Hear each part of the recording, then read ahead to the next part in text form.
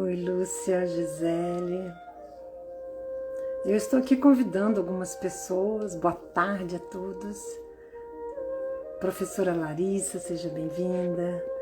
E convido você a convidar algumas pessoas que você julga que poderiam se beneficiar com esse momento em que a gente para um pouquinho a nossa vida, né? Nosso foco, o que a gente está fazendo, e olha para cá, para algo dentro de nós, né? Então eu estou aqui chamando algumas pessoas enquanto a gente dá um tempinho. E se você puder chamar algumas pessoas também seria ótimo.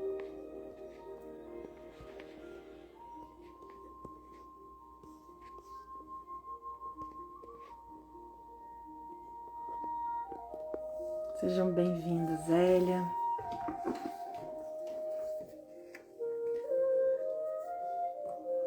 E vamos entrando num estado, né? Num estado de receptividade, de uma ideia, de um pensamento, de uma reflexão.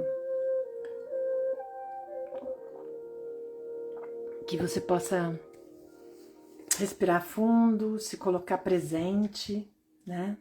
Nesse momento do aqui e agora. Que é o único momento, né, Francine, seja bem-vinda, o único momento que a gente pode estar aqui de fato. Porque a mente vagueia, a mente vai para muitos lugares. Mas a gente pode voltar e ficar aqui um pouquinho para criar na nossa vida algo que seja valoroso, útil. Monique, seja bem-vinda. Então é isso que eu estou pedindo, para a gente parar um pouquinho só, né? Umas poucas reflexões que nós faremos aqui para criar espaço dentro de nós. E é esse espaço dentro de nós que gera possibilidades de novas formas de criar na nossa vida, né? Então respira fundo, entra nesse lugar interno. Você pode fazer perguntas, como eu estou hoje, como está sendo o meu domingo, quais as ideias que eu alimentei nesse dia até aqui. Isso tudo vai levando você para mais fundo, para dentro de você. Enquanto isso, você vai também convidando pessoas para estarem aqui com você.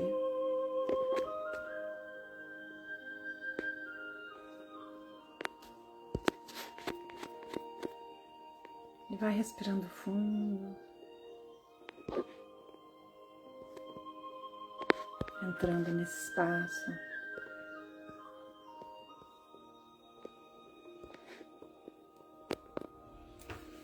É isso. Hoje nós vamos entrar num capítulo. Eu vou tirar aqui o nosso mantra para a gente começar. Num capítulo muito delicado desse livro. Nós estamos trabalhando. Boa tarde, Marilda. Nós estamos trabalhando o livro A Chave para uma Boa Vida, de João Garriga, que é um livro denso no sentido de que propõe muitos caminhos para a gente estar pensando a nossa vida, as nossas escolhas. E eu estou aqui no antepenúltimo capítulo, acho que a gente está perto de encerrar essa história, que já vão muitas lives sobre esse livro. E esse capítulo ele é bem delicado no sentido de que, para aqueles que já são pais e mães, ele toca intimamente em questões importantes das nossas vidas, né? Claro que aqueles que não são pais nem mães podem olhar para seus pais. Então também este capítulo entra para um movimento de autoconhecimento do nosso sistema familiar e das escolhas que foram feitas e até do entendimento dos porquês muitas coisas permaneceram e outras evaporaram da nossa vida, né? E ele começa com um trecho de um livro do Khalil Gibran chamado O Profeta, que é muito conhecido de todos nós, mas muito pouco vivido na sua essência, que ele diz assim: vossos filhos não são vossos filhos, são os filhos e as filhas da ânsia da vida por si mesma. Vêm através de vós, mas não de vós, e embora vivam conosco, não nos pertencem. Então esse capítulo se chama Entregar os Filhos à Vida. Eita, que tarefa difícil. E eu percebo, talvez eu não esteja tão correta, talvez vocês possam me dizer se eu estou certa ou não, que no passado, meus avós, por exemplo, esse movimento era mais natural, acontecia de uma forma natural, mesmo porque se a gente olha para situações passadas, de antepassados, em que existia mais dificuldade na relação da manutenção da vida, com a manutenção da vida, os filhos seguirem seus caminhos era um certo alívio para os pais, uma tranquilidade para os pais. Ainda é, porém, nós lidamos com muita frequência, com algumas dificuldades que eu acho que este capítulo aborda, não assim diretamente como eu estou falando, mas é o que bateu aqui para eu compartilhar com vocês, aborda a nossa dificuldade em desapegar. Ou seja, dar aos filhos a liberação nossa interna, aos filhos internos a liberação para seguirem suas vidas. Então, como é difícil para muitos pais dar a Carla, Clarissa, Marilda, sejam bem-vindas, dar a permissão para que os filhos sigam seus caminhos. E a gente costuma dizer que isso que eu estou falando aqui, se eu falo isso para um pai, para uma mãe, não, mas é exatamente o que eu quero, é que meu filho siga no caminho, que o meu filho vá em frente, que o meu filho construa sua própria história. Mas o quanto nós às vezes não percebemos camadas de apego dentro de nós. De certa forma, desejando permanecer protegendo-os, permanecer controlando suas vidas, como foi quando eram pequenos e crianças, que a gente decidia tudo sobre a vida deles. Ou pelo menos deveria ser assim. Eu encontro pais jovens ainda numa perspectiva invertida, e que, Cláudia, seja bem-vinda, numa perspectiva invertida, trazendo uma conduta que coloca os filhos num lugar de decisão, os filhos crianças. Isso também, eu penso que é um adoecer da nossa sociedade. Né? Crianças muito pequenas decidindo o que vão comer, decidindo o restaurante onde a família vai, decidindo o passeio que vai ser feito, decidindo a escola, boa tarde, a escola onde vão estudar. Isso é muito complexo. E, na realidade, é uma inversão de papéis que a gente vê numa das leis chamada hierarquia, nas leis da visão sistêmica das constelações familiares, o quanto isso é prejudicial à vida quando a ordem se inverte e os filhos decidem pelos pais. Isso é muito complicado. Mas ele não vai abordando tanto por aí, ele vai pegando uma coisa muito interessante, né?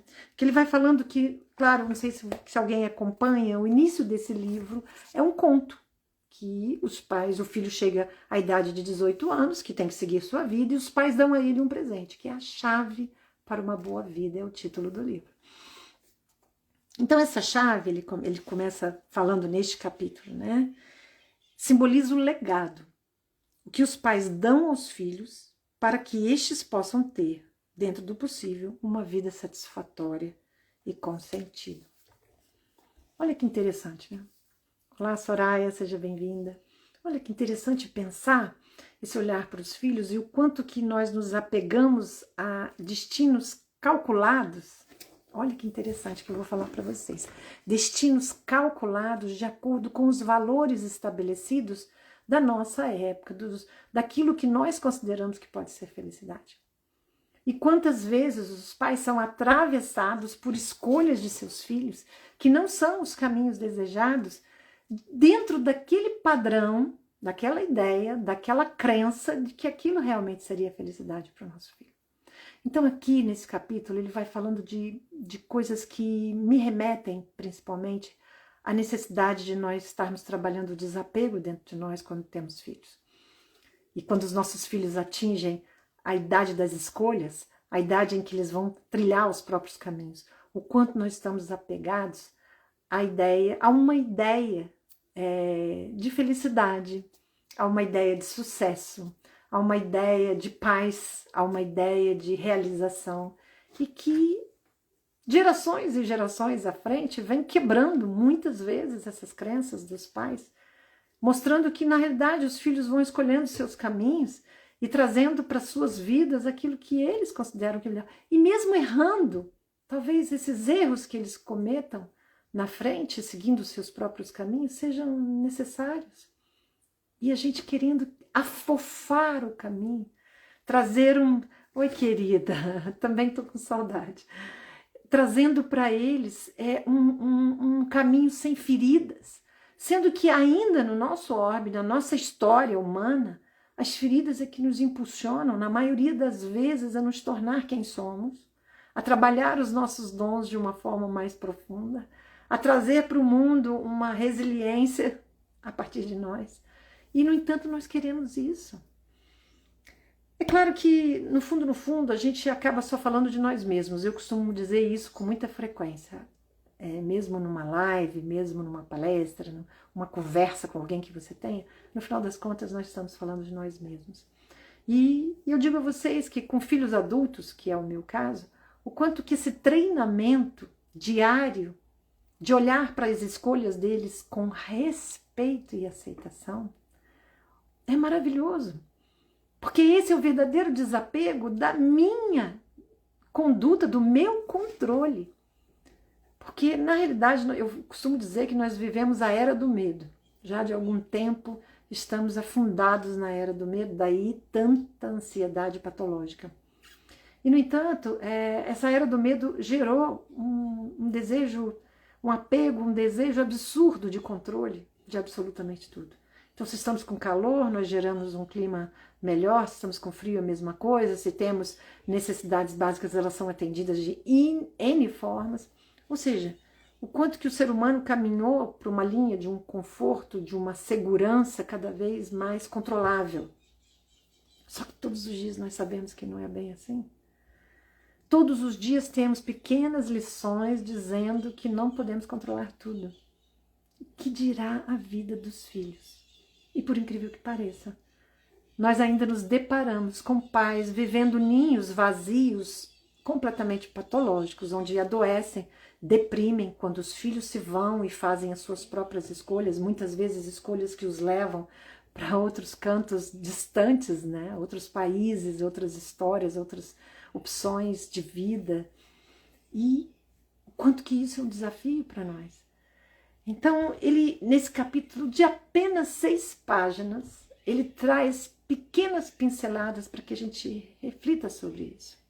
O apego a uma crença do que seria felicidade e a nossa necessidade, às vezes, incontida de impor isso aos filhos, colocar para os filhos, olha, você tem que seguir esse caminho. E eu tenho ficado, às vezes, assustada na minha longa história, aí 38 anos como terapeuta, quantas vezes eu ouvi, tanto dos adolescentes, filhos, adultos, ou mesmo dos próprios pais, esse direcionamento abusivo, muitas vezes, dos pais, não no sentido ruim ou maldoso, mas no sentido de desejar e controlar, no sentido da felicidade desses filhos. Faça isso e aquilo outro para que você seja feliz. E olha que complicação que nós criamos na nossa sociedade. Passamos uma infância, muitas vezes, favorecendo esses filhos com tudo aquilo que eles sonham, fazendo com que eles possam fazer escolhas sem ter condições. Rede neural para escolher, por exemplo, a respeito da alimentação, que isso cabe aos pais, só dando aqui uma pincelada, ou sobre a educação deles, quem decide sobre isso é os pais. Dando a eles esse poder, e quando eles chegam lá na frente, a gente começa então a querer assumir novamente esse poder e dizer, faça isso, faça aquilo, siga esse caminho, porque esse caminho vai te fazer feliz. E na nossa sociedade, infelizmente, quando a gente fala de profissões, de trabalho, fazer feliz na nossa sociedade, é uma profunda deturpação, é ter muito dinheiro. Claro que o dinheiro é importante, que a gente precisa trazer essa consciência da independência. A minha filha brigava muito comigo, brincando, claro, o quanto que eu incuti na mente de ambos a importância de ser independente, porque a independência que te dá liberdade, essa sempre foi uma bandeira do meu processo terapêutico, no sentido de entender que quanto mais independente nós somos, seja financeiramente ou afetivamente, mais capazes de escolher para nós mesmos. Uma pessoa que está dependendo financeiramente de alguém não tem como estar livre totalmente para suas escolhas. Então eu sempre fui muito categórica nisso. E também foi a minha forma de controlar. Reconheço isso, como é bom nós reconhecermos o quanto nós queremos direcionar a vida dos nossos filhos, porque nós acreditamos, nós criamos um modelo na nossa cabeça, que seria o modelo mais feliz, mas talvez esse filho dependente fosse mais feliz. Entende? Que coisa incrível, né? Então rever as nossas crenças e desapegarmos-nos delas no sentido de entender que os nossos filhos terão seus próprios caminhos é muito importante para verdadeiramente amar e respeitar esse filho. Aceitar as escolhas de quem quer que seja na nossa vida e nos filhos aí, aqui é o nosso capítulo, é a nossa tônica. Aceitar as escolhas e aceitar o destino quando se trata dos nossos pais tão importante, porque isso, na essência, é respeitar. Respeitar o outro como o outro é e como o outro faz a sua vida. Escolhe realizar a sua vida.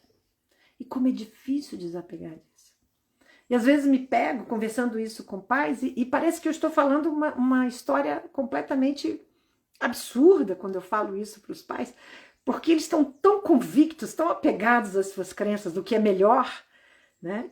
E é claro que nós vamos aconselhar, é claro que nós vamos colocar para os nossos filhos, e é esse o nosso papel, é dar, como pais, oferecer aquilo que temos, não aquilo que não temos, oferecer aquilo que temos. Daí a importância de nós estarmos trabalhando sempre por nós mesmos. E isso não é no sentido egoístico, é no sentido de que esse ser integral que eu sou, se estiver bem realizado, dará a esses filhos de forma muito importante um caminho. Eu costumava dizer assim, eu gostava de usar a seguinte metáfora: os pais abrem uma clareira na floresta fechada da vida. Com o quê? Com a própria vida. Com as próprias escolhas. Sendo felizes, realizados, buscando o melhor para si mesmos. E muitos pais estão afogados em histórias ruins, de desamor próprio ou de própria infelicidade, não realização, depositando nos filhos o desejo insano de que eles sejam felizes para eles. Isso também tem um apego muito sério, né? Muito desse controle, em algumas situações, é claro, é para que o filho sendo feliz, eu seja feliz. Meu Deus, vamos pensar nisso juntos aqui. O quanto isso é pesado. Se um filho ouve na entrelinha da vida que tem a obrigação de ser feliz, ou de ser realizado, ou de ser rico, ou de ter coisas materiais para realizar seus pais, para dar aos pais o que os pais não tiveram, isso é uma inversão na ordem. E é muito ruim. Então ele vai dizendo coisas muito interessantes nesse capítulo tão pequenininho, né, em que ele vai falando assim: a missão e o anseio da existência é que os pais deem a vida e depois cuidem dela, que sejam sempre a fonte que dá aos filhos para que estes deem aos seus, e assim sucessivamente, como o fluxo de um rio que vai de cima para baixo, de trás para frente, em plena convergência de passado, futuro e eterna chama da vida que se transpassa, em pleno exercício da propriedade transitiva das relações humanas, que consiste em receber o que nos dão e entregá-los aos seguintes, para que, por sua vez, estes os entreguem aos seus descendentes. Esse é o fluxo. Então, quando recai sobre o filho a necessidade de atender a esses pais nos seus desejos, sonhos não realizados, a gente quebra esse fluxo. É como se o rio corresse para a fonte e não seguisse em frente na direção do mar, na direção do mais, na direção da vida. Então, essa primeira frase que ele cita, Khalil Gibran, ela por si só já daria um bom pano para manga, né? Os nossos filhos não são nossos filhos. E a gente fala meu filho, minha filha. Eles não são nossos filhos. Nós estamos aqui a serviço da vida. E o ato de respeitar a sequência de escolhas do filho, claro, orientando quando você, mas respeitando é permitir que esse fluxo corra à sua maneira, é permitir que as coisas... E mesmo que a gente não queira, a gente não tem controle absoluto sobre isso. Então, é o desapego dessas crenças absolutas que nós temos sobre o que é sucesso, felicidade e realização. O desapego de ver no filho a nossa realização. Ver no filho a medalha que não ganhamos. Eu costumo dizer isso. Na década de 90, até 80, era muito comum ouvir os pais dizerem, e hoje de vez em quando eu ouço isso, espero não continuar ouvindo, mas os pais dizerem que investiram nos seus filhos. Olha quanto eu investi em você. E cobrarem desses filhos esse investimento. O filho não pode ser um banco. O filho é uma entrega à vida. E quantas vezes jovens casais estão no desejo de ter filhos sem perceber que estão sendo comandados por uma regra social ou por uma ideia de que isso os farão mais felizes. Quando na realidade ter filhos, meus queridos, ter filhos é serviço. Nós estamos aqui para entregar aos filhos a vida. E entregar a vida os filhos. E quando nós compreendemos isso, a gente começa a trilhar um caminho que não é de um dia para o outro, mas é um caminho de desapego necessário para que nós possamos, à medida que entregamos nossos filhos, que eles, como o da história, com 18 anos, segue seu caminho, faz suas escolhas, nós possamos confiar. Essa palavra está aqui nesse capítulo. Confiar. Quantas vezes os pais, no trabalho de mentoria parental que eu faço, me perguntavam o que eu faço nessa ou naquela situação, e eu falo, primeiramente, confie. Faça a sua parte na entrega, no acompanhamento. Quando se trata de adolescente, nós precisamos acompanhar. Acompanhar. Ser companhia. Estar ao lado. Estar junto. Observar. Mas não controlar completamente. Porque nós não somos capazes de fazer isso. E quanto mais tentamos esse controle, mais escapa das nossas mãos. Porque a vida não permite. E também seguir desapegando de muitas outras coisas. Desapegar desse cuidado e desse controle. E aí é interessante, porque ele não fala isso aqui, mas eu gostaria de chamar a atenção para isso, o quanto que muitas vezes esse desejo desmesurado de manter os filhos debaixo das próprias asas, mantido sobre o nosso controle amoroso muitas vezes, para que sejam assegurados do perigo da vida, na realidade tem por trás algumas questões não resolvidas nossas. Se é o natural o correr do rio, dar caminho, a sequência, para que os filhos sigam suas próprias vidas, o que está fazendo com que essa corrente seja bloqueada, muitas vezes são pais que ainda estão na própria carência de filhos em relação aos seus pais. E manter seus filhos perto de si, na realidade escamoteia, esconde o desejo de terem sido mantidos perto de seus próprios pais. Então são apegos muito profundos que nos impedem de viver o ninho vazio de uma forma saudável. Ninho vazio, expressão essa que coloca a experiência de quando os pais seguem os filhos seguem seus caminhos e os pais ficam sozinhos. É o meu caso aqui, né? Os filhos adultos. E aí ele cita uma coisa muito interessante, né? Ele fala que existem pelo menos 4 movimentos básicos importantes na realização dessa parentalidade, desses pais aí, em relação aos filhos. O primeiro é dar a vida, né? Você dar o sim para que esse filho venha à vida. O segundo é cuidar para fazê-la crescer. Dar condições de sobrevivência a essa vida, a esse filho, cuidar dele. Coisa que, por incrível que pareça, muitos pais não conseguem. E suas dificuldades, muitas vezes transtornos psiquiátricos, problemas muito graves, e não conseguiram dar aos seus filhos a mínima base. E, no entanto, mesmo nós que recebemos toda essa base de sobrevivência, e isso eu encontro quase todos os dias no consultório, ainda estamos na queixa daquilo que ainda faltou. A gente ouve com muita... E eu já falei isso inúmeras vezes aqui, há muitos anos falo sobre isso, né? O quanto que a criança é um saco sem fundo. Quanto mais a criança recebe, ela ainda quer mais. Quem tem filhos pequenos sabe exatamente o que eu estou dizendo. Né? Ela não quer parar de brincar, ela não quer parar de viver a parte boa da vida. E talvez esse seja um mecanismo inteligente da vida, porque faz com que a gente tenha esse afã, esse apego a ter mais e mais, e assim ir se construindo e se estabelecendo.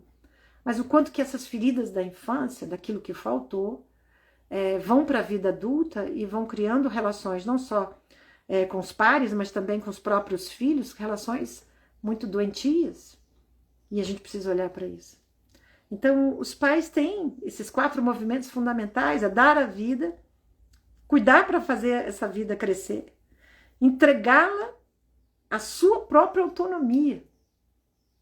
O quanto que os pais, muitas vezes, por muitos e muitos anos, até algumas vezes a vida adulta, continuam impedindo a autonomia desse filho, escolhendo por ele, tomando decisões por ele. Há muito pouco tempo atrás, eu entrei em contato com pais escolhendo a profissão dos filhos. Não, você vai fazer isso porque é isso que vai te dar condições. E os filhos seguindo, porque olha, uma coisa que eu aprendi com as constelações familiares, que não é muito fácil de digerir, pelo menos não foi para mim. Os filhos amam muito mais que os pais. A gente acha que o maior amor é o amor da mãe, né? A gente acredita nisso. O maior amor é o amor da mãe. O amor do pai, muitas vezes. Mas o que a gente verifica na fenomenologia das constelações familiares, que o amor que leva a uma lealdade invisível, muitas vezes drásticas, é o amor do filho. Porque está implicado nesse amor a sobrevivência. Então o amor do filho muitas vezes leva o filho a cumprir esse desejo dos pais, para que os pais se mantenham e assim a vida se mantenha. Isso num nível completamente inconsciente, tá, meus queridos? Completamente inconsciente. Então ele vai falando que entregar os filhos à própria autonomia e perseverar o vínculo. Manter, né? Sentindo-se mais e mais como raízes de uma árvore. Sendo que muitas vezes os pais acreditam que num determinado momento teriam que receber desses filhos. E isso complica muito, pesa muito na história desses filhos. Porque na realidade os pais dão e os filhos recebem. Ponto. Não tem uma vírgula nessa história. E é muito importante entender isso. Ter filhos é serviço, é entrega e é desapego. Os filhos são uma lição de desapego diária. Que a gente só vai tomando consciência disso muitas vezes quando eles seguem os seus caminhos. Mas eles são uma lição de desapego. Alguns optam por aprendê-la. Outros continuam batendo, dando murros em ponta de faca e ferindo a si próprios, querendo ainda controlar a vida dos filhos, querendo ainda, mesmo adultos, ditar as regras. Para quê? No fundo, é um amor, mas é um amor primitivo, que quer assegurar, para que nada aconteça. Mas não é possível isso? Ou para que eles não errem, para que eles não sofram? Como se pudéssemos colocar uma redoma de vidro e proteger esses filhos? Isso é impossível. Eles vão seguir os seus caminhos. E aí está, eu falo que a própria vida é uma lição de desapego diária. Nós estamos aqui hoje, amanhã talvez não mais. E o quanto que nós precisamos desapegar das nossas crenças, desapegar do nosso desejo, né? Entendendo que a vontade nos leva a crescer, nos leva a estabelecer vínculos saudáveis, mas o desejo nos prende. O desejo vem do ego, ele nos prende, ele nos aprisiona, nos coloca num lugar de controle, e o controle simplesmente adoece. Daí nós vivemos numa sociedade do controle, uma sociedade adoecida do ponto de vista da ansiedade, uma ansiedade patológica, excessivamente medicamentada. Então isso é importante olhar. Ele diz que o sucesso é seguir o próprio movimento, não necessariamente ser um expert ou melhor em algum âmbito. Se a gente conseguisse olhar isso e colocar essa ideia de sucesso para os filhos, né? A excelência ou virtude seria apenas o resultado de exercitar nossos dons. Eu falava muito tempo atrás, quando trabalhava mais diretamente com a educação, sobre a importância dos pais olharem para os dons, para aquilo que é espontâneo e habilidoso e natural do seu filho, o interesse que leva o filho a fixar-se mais tempo em determinada coisa e não em outra, o quanto que é importante olhar para isso, porque e sim alimentar, nutrir, dar a esse dom espaço. E aí sim, esse filho estaria aí na vida de uma forma muito mais rica. Ao invés disso, os pais procuram as melhores escolas, e aqui eu não estou criticando, tá, gente? Eu estou apenas colocando o foco, muitas vezes, que se perde. As melhores escolas, as melhores roupas, as melhores experiências, viagens, ambiente, né? E, no entanto, talvez o que essa criança precisa, e esse adulto precise mais tarde, seja compreender a que veio. E para isso é preciso amor e respeito. Respeito àquilo que a criança já mostra como seu. E quando a gente impõe uma ideia, um caminho de sucesso, um caminho de segurança, a gente deixa de dar ao filho a chance, inclusive, de errar. E de buscar os próprios caminhos, de se fortalecer com seus próprios erros.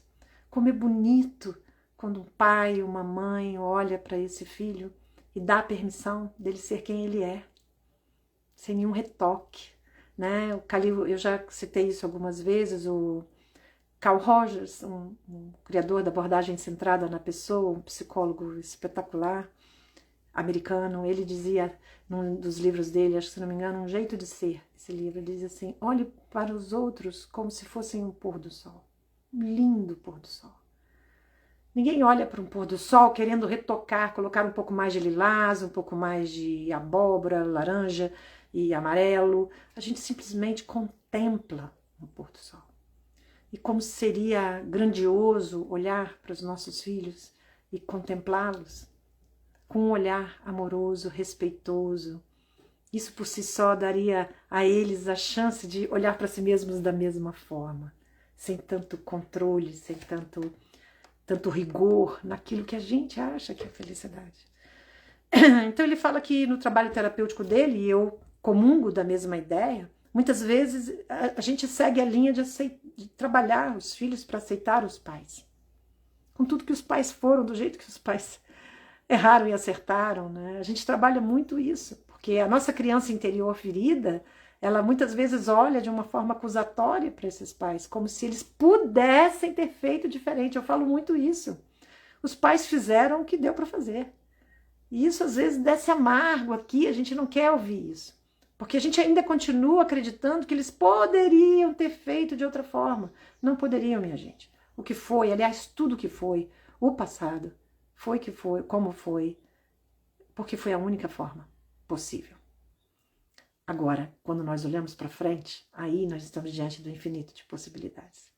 Porém, nós podemos exercitar um pouco mais de possibilidade quando olhamos para trás e ressignificamos o que houve. Olhamos para esse pai e para essa mãe, muitas vezes na sua miséria de amor, ou na sua própria criança ferida, que não recebeu ou julga não receber o suficiente, olhamos para eles com compaixão e concordamos com aquilo que foi, dessa mesma maneira. Então ele diz que não só os filhos precisam aceitar os pais como foram, mas os pais precisam aceitar seus filhos como são, com suas dificuldades, seus tropeços. E aceitar aqui, concordar, não quer dizer que a gente vai assinar embaixo de todo erro, de todo tropeço. A gente continua no papel de dar, de orientar, porém aceitar aquilo que, de uma forma respeitosa, aquilo que os filhos conseguiram até aqui. E dar a eles, continuar dando a eles a chance, a possibilidade de buscar recursos nos próprios pais. Por que não? Se nós estamos aqui. Não é? E ele diz, a ação de desapegar, que é basicamente esse capítulo, desapegar, traz em si como principal ingrediente a ação de amar e respeitar. Como nós distorcemos em nossa sociedade o que é amor. Seja para os filhos, para o casal, para o irmão, para o pai, como a ideia de amor está corrompida. E muitas vezes amor se torna transformar o outro no objeto de satisfação pessoal. E quando isso é feito com o filho, isso é violento. Quando a gente quer que o filho seja uma satisfação pessoal, como eu disse anteriormente, a medalha que nós não ganhamos na própria construção da nossa vida. E queremos que os filhos façam isso por nós. Como é importante nós entendermos que eles têm os próprios caminhos e que quaisquer medalhas que eles recebam na vida, cabe a eles e não a nós. Eu ouço, às vezes, com muita frequência, os pais falarem que são orgulhosos de seus filhos quando eles estão dentro de um padrão de sucesso que essa vida impõe, que essa sociedade impõe. E por que nós não estaríamos orgulhosos de nossos filhos se eles têm algumas dificuldades e ainda tropeçam na vida? Por que não? Por que não olhar para os nossos filhos humildemente e entender que nós não controlamos tudo? Isso é maravilhoso entender, maravilhoso entender. Então, gente, ele vai terminando esse capítulo dizendo assim: quando os pais dão ao filho a chave da boa vida e o entregam à vida, com todas as suas consequências, o filho ganha algo novo, seriedade e responsabilidade. E também perde algo, a antiga dependência, que o fazia pequeno e inocente. Em parte, ele está assustado, mas também excitado e pletórico, cheio, preenchido. Então, que a gente fique com essa pílulazinha desse capítulo, desse livro tão espetacular. É o antepenúltimo capítulo, temos mais 2 para encerrar, mais 2 lives e a gente encerra essa história. Mas a importância de nós estarmos aqui, obrigada por vocês estarem aqui, né? Professora Larissa, Aline, Monique, Deise. O quanto que é importante nós que temos filhos estarmos em constante vigília, porque isso escorrega, minha gente, a gente escapa em constante vigília para que a gente não ultrapasse o limite daquilo que é nosso e daquilo que cabe a eles. Entende? Que a gente tenha essa visão de que cabe aos filhos fazerem suas próprias escolhas e cabe a nós cuidarmos daquilo que é possível cuidar. Porque eles vão estar adultos, vão estar com seus próprios filhos, eu estou aqui com os meus netinhos aqui atrás, a gente vai continuar ajudando de alguma forma, mas não definindo. Esse delinear da vida, esse desenho não é mais nosso. Nós temos a competência para desenhar, construir a nossa história. Agora, eles como adultos, como o filho deste livro aqui com 18 anos, eles vão começar a construir a própria história. E que a gente possa respeitar. E isso é amor. Um profundo e consciente amor. Muito obrigada por vocês estarem aqui. E que, se for útil para alguém, passe essa live para alguém, para que possa, né, também refletir junto aqui. Boa semana para todos. Um beijo no coração.